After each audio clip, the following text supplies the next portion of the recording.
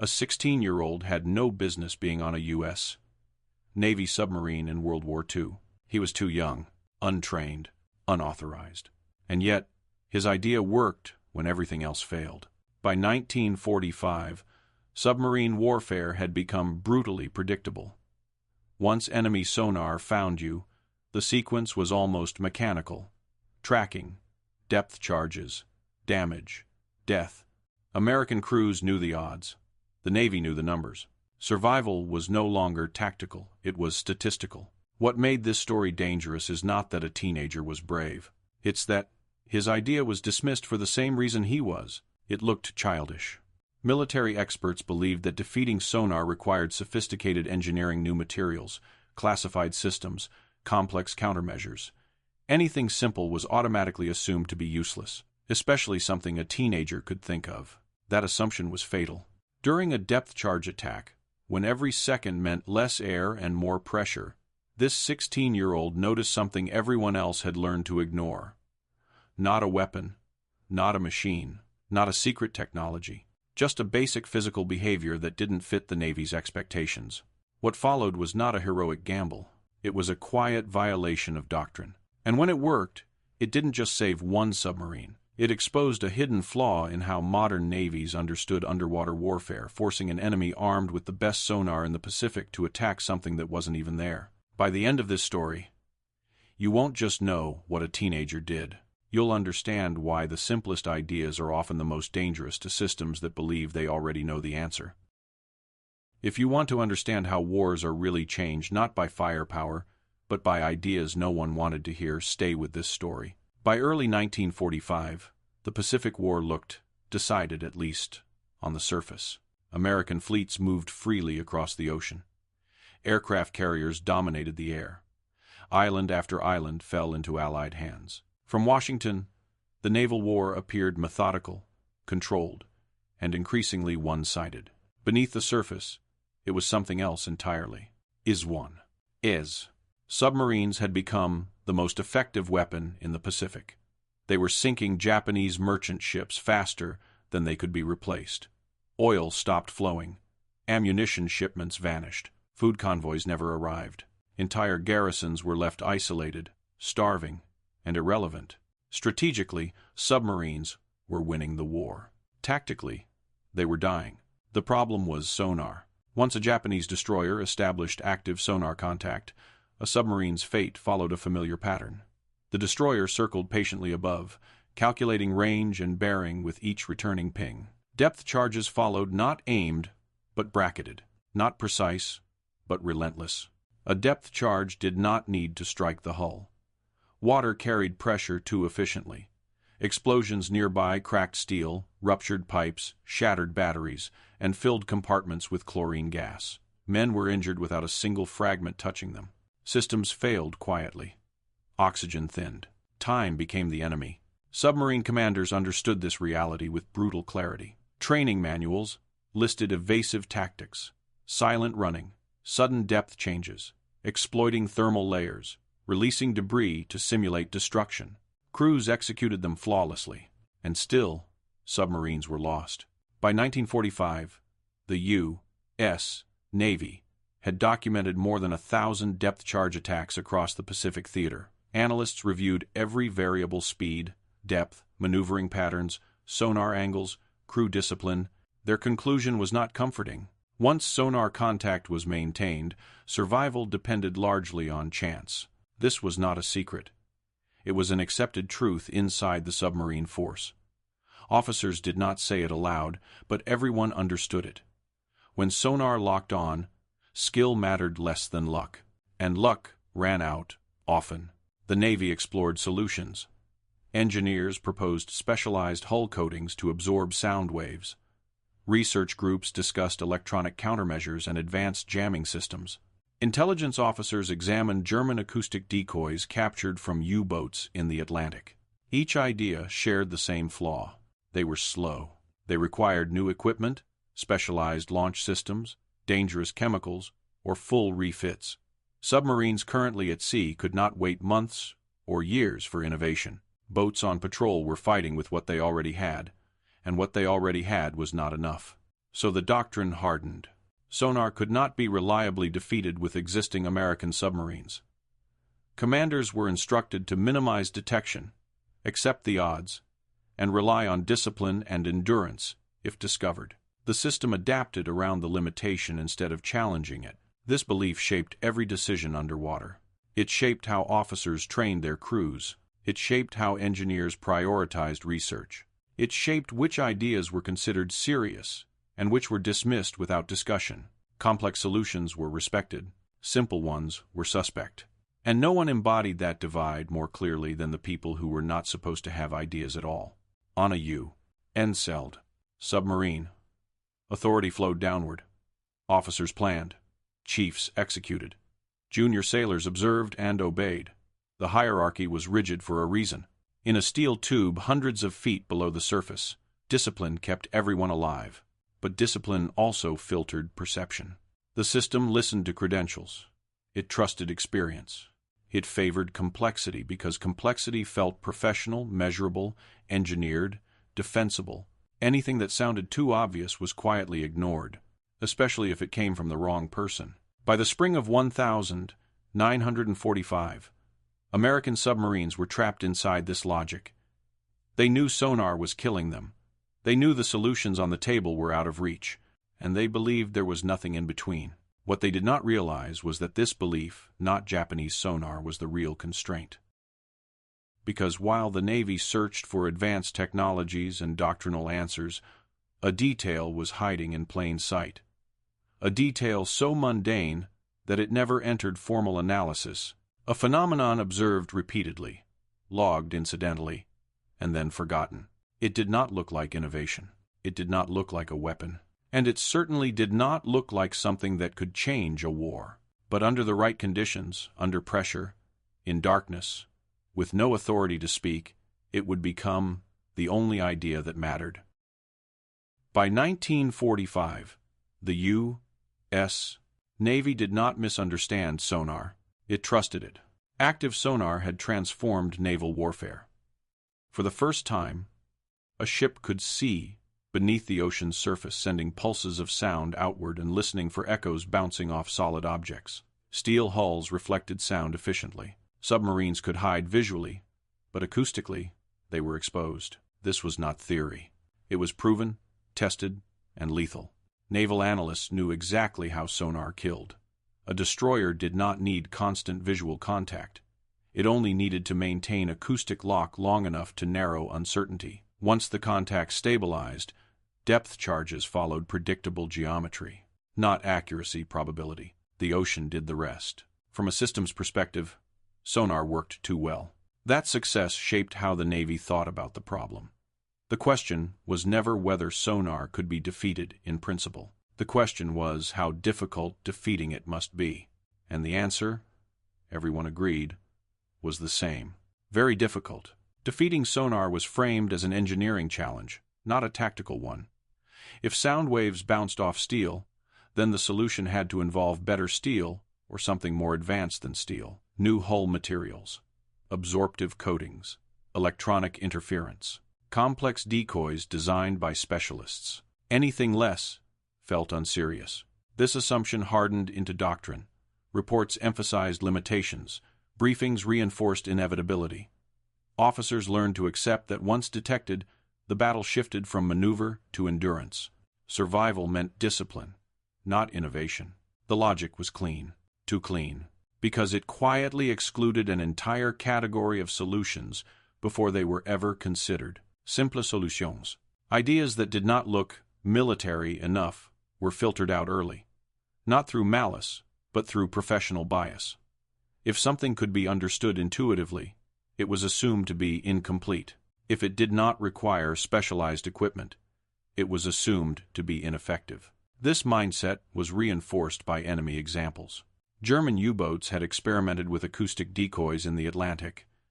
Allied intelligence recovered devices, metal canisters that produced clouds of bubbles designed to confuse sonar. Analysts acknowledged their effectiveness, but also noted their drawbacks: specialized launchers, volatile chemicals, limited operational flexibility. The conclusion was decisive. Interesting, but impractical. American submarines were not built for such systems. Retrofitting would take time. Time submarines did not have. So the idea was catalogued, studied, and set aside. Case closed. What mattered was not whether sonar could be fooled, but whether it could be fooled in a way that fit existing doctrine. If a solution did not align with established procedures, it was treated as an exception rather than an opportunity. This is how institutions protect themselves from chaos, and how they blind themselves to alternatives.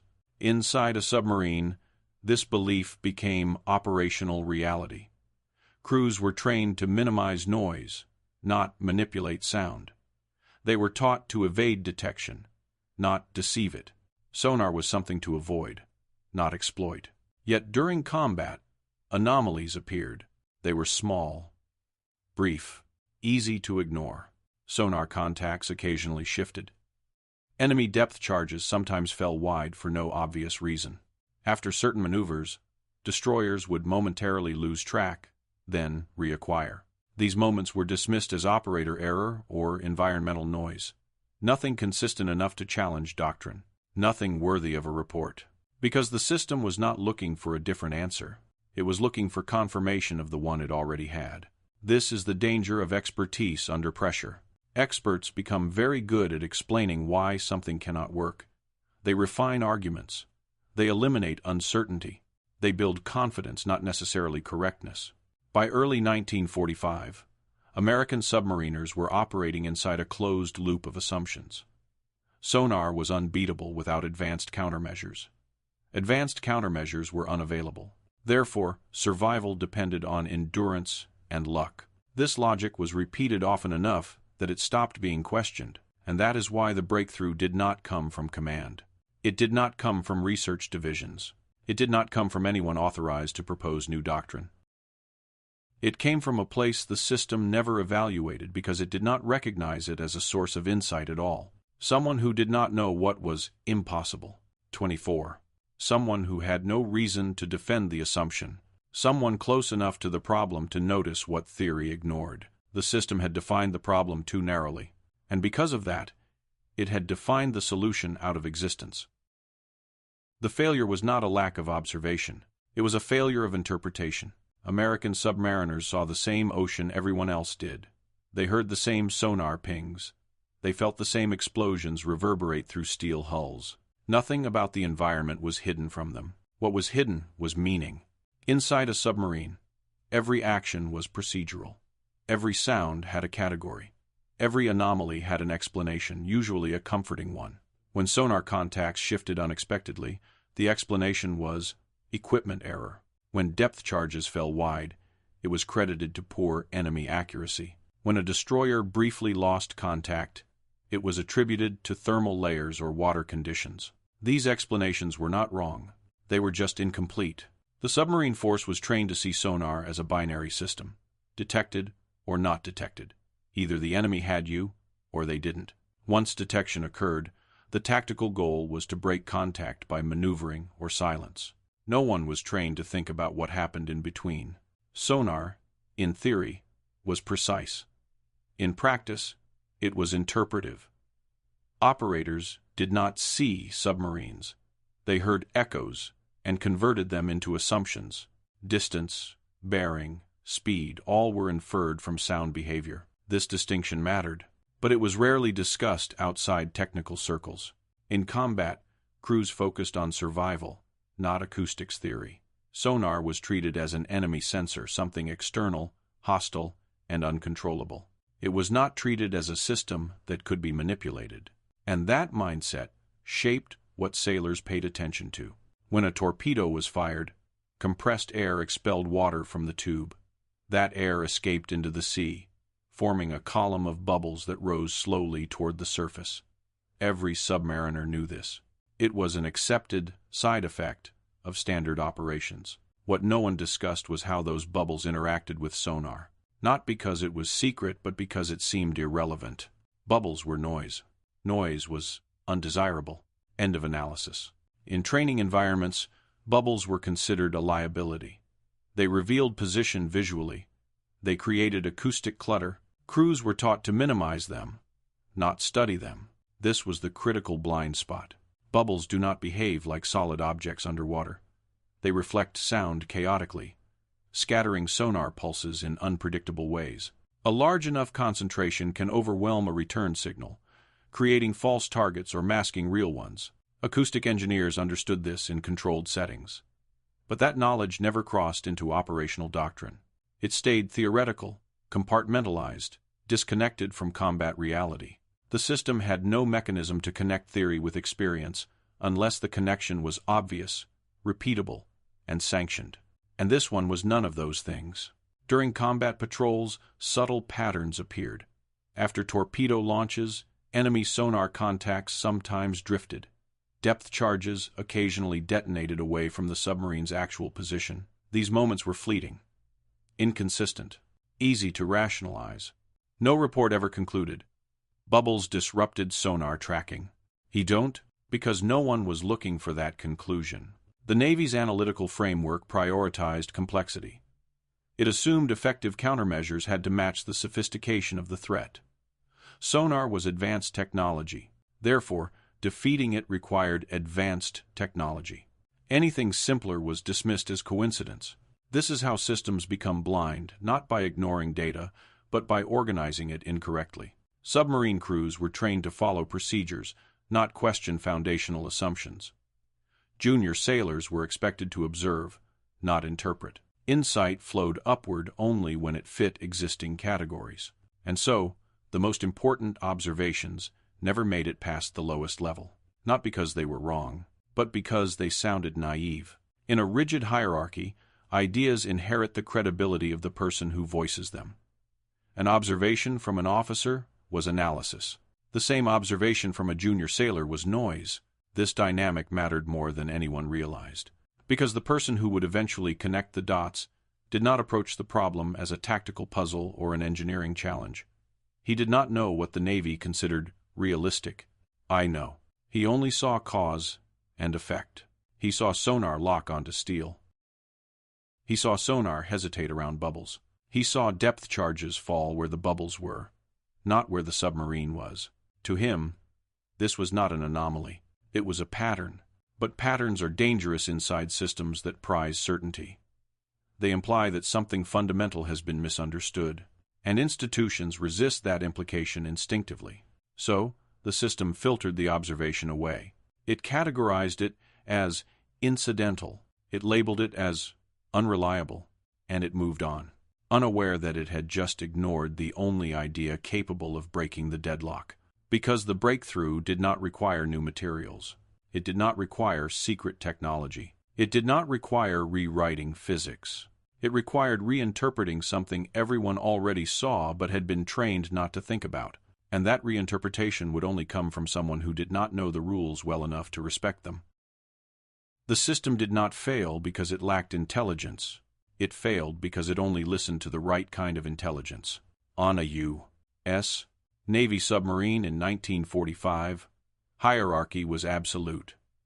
Authority flowed downward in clean, rigid lines. Officers made decisions. Chiefs enforced them. Junior sailors executed tasks and stayed silent. This structure was not arbitrary. In a pressure vessel hundreds of feet below the surface, discipline was survival. Confusion killed. Debate wasted oxygen. Obedience kept the boat alive. But the same structure that preserved order also filtered perception. Ideas were not judged solely by merit. They were judged by origin. And the person who noticed the pattern with sonar was not positioned to be heard. He was young enough to be invisible. James Robert Decker was not assigned to think. He was assigned to load torpedoes, clean equipment, and do exactly what he was told. He held no rank that carried authority. He had no training that conferred credibility. He had no reason to speak unless spoken to. Even his presence aboard the submarine was irregular. He was, in every meaningful sense, outside the system. That mattered, because Decker did not approach sonar as a weapon to be feared or a technology to be defeated. He encountered it as a repeated experience, something that behaved differently under specific conditions. While officers focused on charts and probabilities, he watched sequences. While doctrine emphasized what should happen, he paid attention to what actually did. During torpedo launches, he noticed how compressed air escaped into the sea. He noticed how bubbles formed, rose, and dispersed. He noticed how sonar responses changed, not always, not dramatically, but enough to register. To the system, these moments were irrelevant. To him, they were consistent. The difference was not intelligence, it was proximity. Decker worked where cause and effect were visible. He handled the equipment. He saw the consequences immediately. There was no abstraction layer between observation and reality. And because he lacked formal training, he also lacked formal constraints. He did not know which questions were considered settled. He did not know which assumptions were untouchable. He did not know which ideas were too simple to be serious. This ignorance was an advantage. He did not see sonar as an unbeatable force. He saw it as a process, a sequence of sound, reflection, interpretation, and response. And processes, in his experience, could be interrupted. What he was noticing did not feel like innovation. It felt obvious. That is why it never occurred to him that the idea might be forbidden. Inside the system, ideas gained legitimacy through paperwork, approvals, and doctrine. Outside the system, ideas were tested against reality. Decker lived in that space. He did not draft proposals. He did not seek permission. He experimented quietly, during off hours, with materials already on board. Not to prove a theory, but to see what would happen. This was not rebellion. It was pragmatism. He understood the risk. Unauthorized modifications on a submarine were serious violations. Equipment failures could kill everyone. But the boat was already dying in other ways. Batteries failed. Air ran out. Depth charges cracked hulls. The system offered no alternative, and so the idea moved forward not through channels, but through necessity. When he finally spoke, it was not as a challenge to authority. It was as an observation shared too late to ignore. Not a demand. Not a theory. A question. What if sonar wasn't tracking the submarine at all, but something else? That question was dangerous because it did not attack doctrine directly. It sidestepped it. It reframed the problem so completely that existing answers no longer applied. This is why the idea could not come from inside the system. Anyone trained deeply enough to be taken seriously had already internalized the assumption. They knew what could not work. They knew what was unrealistic. They knew what would never be approved. Decker knew none of that, and that ignorance placed him exactly where the system had no defenses. Because when survival compresses time, hierarchy softens.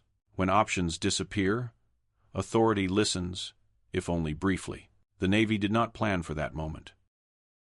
It did not anticipate that its most consequential insight would come from someone with no standing, no credentials, and no permission to be right.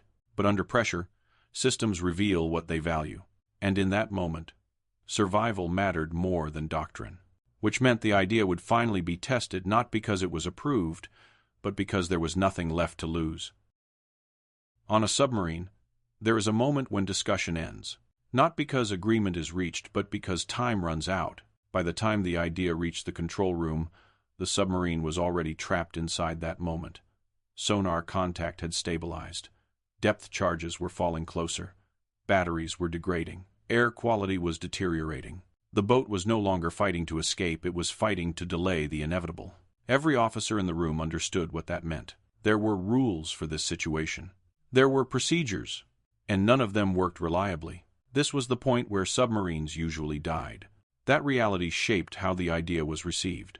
Not with excitement, not with optimism, but with suspicion sharpened by fear.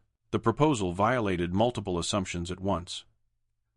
It relied on existing systems being used in unintended ways. It depended on deliberately creating acoustic signatures instead of hiding from them. It asked the crew to introduce controlled chaos into a situation where control was already slipping. From a doctrinal perspective, it was indefensible. If it failed, the consequences would be immediate. A rupture in the high-pressure air system could prevent the submarine from surfacing. A miscalculation could reveal the boat's exact position. A cascade failure could kill everyone before another depth charge ever detonated. This was not experimentation in a laboratory. It was experimentation with 78 lives. That is why the decision mattered more than the device. On paper, the Navy did not allow this kind of improvisation. Unauthorized modifications were forbidden precisely because submarines did not offer second chances. The system was designed to eliminate variables, not introduce them. But the system had already failed. The captain did not ask whether the idea aligned with doctrine. Doctrine had led them here. He did not ask whether it had been tested. Nothing available had been tested under these conditions. The only question left was simpler and far more dangerous. Was doing nothing safer? This is the calculus commanders rarely write down. If the boat followed procedure, the odds were known, and they were bad. If they attempted something unapproved, the odds were unknown, which made the risk harder to quantify, but also harder to dismiss. This uncertainty created space, not for hope, for choice. The decision was not framed as belief in the idea. It was framed as rejection of inevitability, a refusal to accept that survival was purely statistical. And once framed that way, the decision became unavoidable. Permission was given not formally, not ceremonially, but practically, quietly, with conditions that reflected the reality of command under pressure. If it worked, it would be documented later. If it failed, responsibility would be absorbed by the hierarchy. This was not generosity. It was containment. The device was prepared with urgency, not confidence. There was no time to refine, no opportunity to optimize. Everything depended on judgment calls made in real-time pressure levels, flow rates, timing. Mistakes would not announce themselves politely. Below decks, the work was methodical but tense. Hands shook. Calculations were checked and rechecked. Valves were inspected not because procedure demanded it, but because fear did. Every person involved understood that this was the point of no return. Once activated, the system could not be undone instantly. Once deployed, the enemy would respond. The ocean would react, and the submarine would either slip away or expose itself completely. There would be no partial success. This is the difference between tactical decisions and existential ones. Tactical decisions can be revised. Existential ones redefine the outcome regardless of result. When the order finally came, it did not sound dramatic. There was no speech, no acknowledgement of risk, just a command issued the same way thousands of others had been issued on that boat.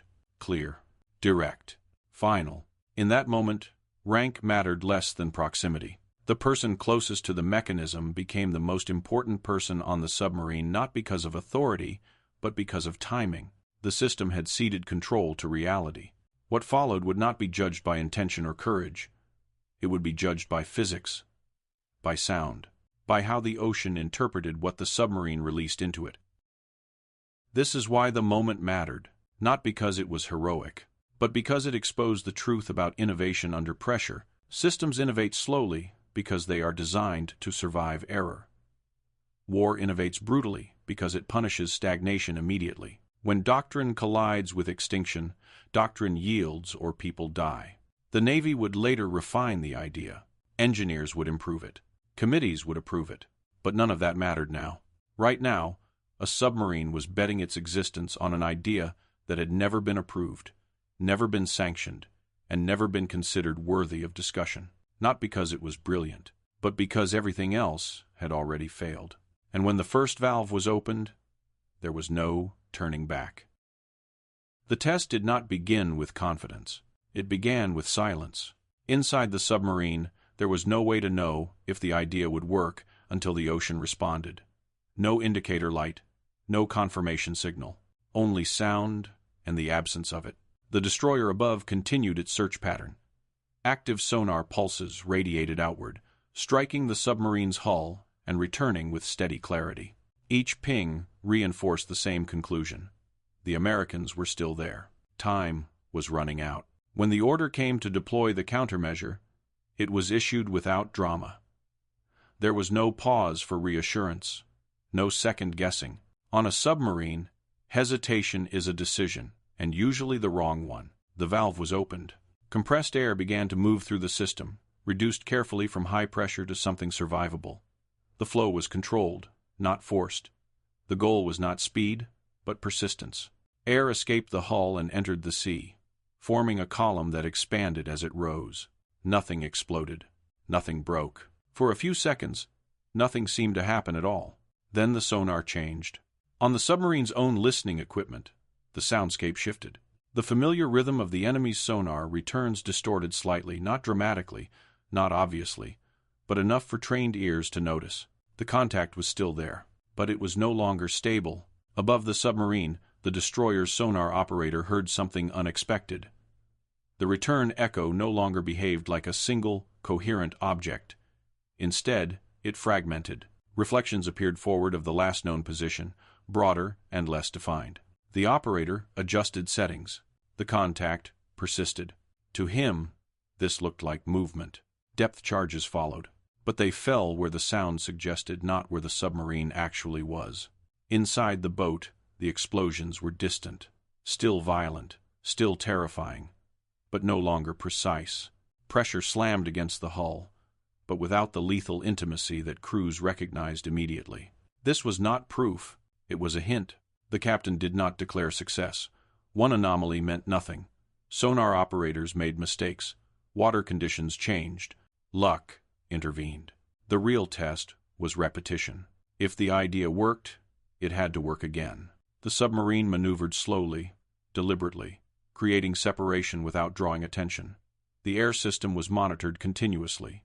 Any pressure fluctuation could cascade into failure. Any rupture could make surfacing impossible. Every second carried risk. When the destroyer reacquired a contact, this time closer, the order came again. The countermeasure was deployed a second time, adjusted slightly based on the previous response. The sonar reaction was faster. The false contact drew attention almost immediately. The destroyer committed to the new target, confident in its interpretation. Depth charges detonated in a pattern that bracketed empty water. Inside the submarine, disbelief spread quietly. Not celebration disbelief. This was not supposed to be possible. Sonar did not behave this way. Doctrine said so. Experience said so. But experience was being rewritten in real time. The cycle repeated. Each deployment forced the enemy to choose between multiple interpretations of the acoustic environment. Sonar operators were trained to trust clarity. What they were hearing now was confusion. Multiple reflections. Inconsistent bearings. Targets that behaved correctly for sound but incorrectly for steel. The destroyer adjusted tactics. Broader patterns, different depths, more aggressive maneuvers. None of it restored certainty. For hours, the submarine maintained the deception. Not continuously, strategically. Each release bought time. Each moment of confusion increased distance. Each wasted depth charge reduced the enemy's options. Eventually, the destroyer faced a constraint of its own.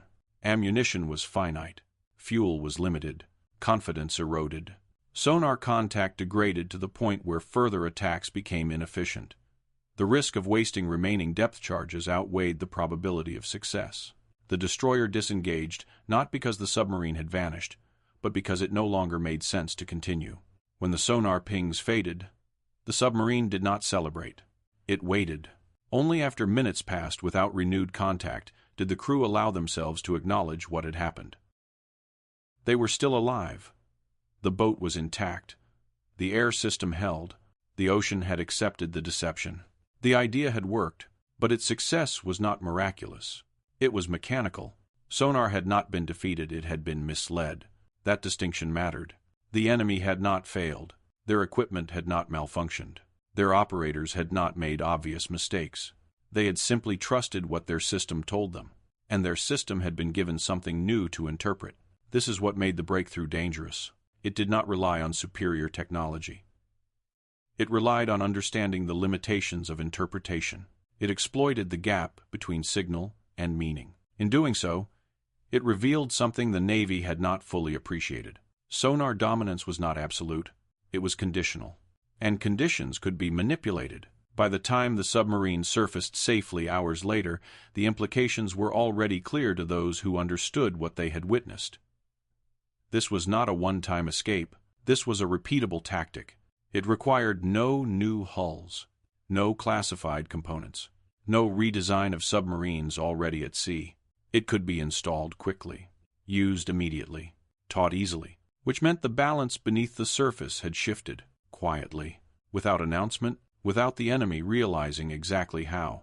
The ocean had not changed. Physics had not changed. But the assumptions governing underwater warfare had. And once those assumptions were broken, they could not be restored. The submarine returned to base without ceremony. There was no celebration waiting at the pier. No immediate recognition, no declaration that something fundamental had changed. War did not pause to acknowledge insight. It absorbed results and moved on. But the report mattered. What distinguished this patrol from dozens of others was not survival alone. Submarines survived attacks before, sometimes by luck, sometimes by enemy error. What made this case different was consistency. The deception had worked repeatedly, under pressure, against a competent enemy using standard sonar doctrine. That was impossible to ignore. Commanders reviewed the engagement carefully. They examined timelines, sonar logs, depth charge patterns, pressure readings, crew statements. The goal was not to praise ingenuity, it was to eliminate alternative explanations. They asked the hardest question first. Was this just chance? The answer was no. The pattern was too clean. Each deployment of the countermeasure produced the same effect: disrupted sonar interpretation, misdirected attacks, and controlled separation. This was not randomness, it was causality. And causality demands response. The Navy did what large systems always do when confronted with an uncomfortable truth. It took control. The idea was removed from its origin and placed inside structure. Engineers were tasked with refining the mechanism. Procedures were written. Parameters standardized. What had been improvised under existential pressure was converted into doctrine. The system accepted the solution, but not the context that produced it. The countermeasure was simplified, hardened, and renamed. It no longer belonged to a person or a moment. It became equipment. That transition mattered. Once formalized, the idea spread quickly. Submarines already in service could be retrofitted in hours, not months. No exotic materials were required. No foreign technology needed to be integrated. Crews could be trained rapidly, without disrupting existing operations. The effect was measurable. Survival rates increased. Not dramatically, not absolutely, but enough to change outcomes. Enough to turn hopeless engagements into recoverable ones. Enough to keep boats alive long enough to complete missions. In war, marginal improvements save lives. But the institutional response was incomplete. The Navy recorded the success. It adopted the countermeasure. It incorporated it into operational planning. And then it quietly separated the innovation from the individual who made it possible. This was not cruelty. It was bureaucracy. The system did not know how to reconcile two truths at once: that the idea worked, and that the person who created it did not fit the rules. Acknowledging the innovation meant acknowledging the violation that enabled it. Unauthorized enlistment, unauthorized modifications, unauthorized experimentation during combat. From a legal standpoint, this was inconvenient. From a cultural standpoint, it was dangerous. It suggested that discipline so carefully enforced had failed to anticipate its own blind spots, so the solution was absorbed, and the anomaly was minimized. The person at the center of the story was quietly removed from the narrative. This, too, is how systems protect themselves. The irony was sharp. The Navy accepted that a simple idea could defeat sonar, but it rejected the implication that insight could come from anywhere. What mattered was that the problem was solved. Who solved it became secondary. In the years that followed, the concept evolved. Acoustic deception became more sophisticated. Bubble-based decoys gave way to devices that mimicked propulsion sounds, movement patterns, entire submarines. Modern countermeasures trace their lineage back to this moment, even if official histories rarely linger on its origin. The enemy noticed the change before historians did. Post-war interrogations revealed confusion and frustration. Sonar contacts that behaved correctly, but led nowhere. Attacks that felt precise, yet accomplished nothing. Submarines that seemed to exist in more than one place at once. From the outside, it looked like technological superiority. From the inside, it was something else. A shift in interpretation. The most important consequence of this story is not tactical. It is epistemological. The Navy did not lose submarines because it lacked information. It lost them because it trusted a framework that excluded certain kinds of insight. Once that framework cracked even slightly, new solutions became visible immediately, and, once visible, they could not be unseen. This is the pattern repeated across modern warfare. Breakthroughs rarely arrive as grand inventions. They arrive as reframings, as corrections to assumptions that once felt obvious and unquestionable. They are uncomfortable because they imply that expertise can mislead, that systems optimized for control may struggle with perception, that authority does not guarantee understanding. The countermeasure did not end the war. It did not render sonar obsolete. It did not make submarines invincible. What it did was restore agency. It gave crews a choice where none had existed before. It turned inevitability back into uncertainty for the enemy. And in war, uncertainty is power. The Navy would never fully acknowledge how close it came to missing that opportunity. But the ocean remembered, and every submarine that surfaced alive after sonar contact carried the quiet proof that sometimes the most decisive change does not come from better weapons but from seeing the same problem differently. If this story changed how you think about World War II, consider subscribing. This channel explores the decisions, assumptions, and hidden forces that shaped modern warfare, one forgotten story at a time.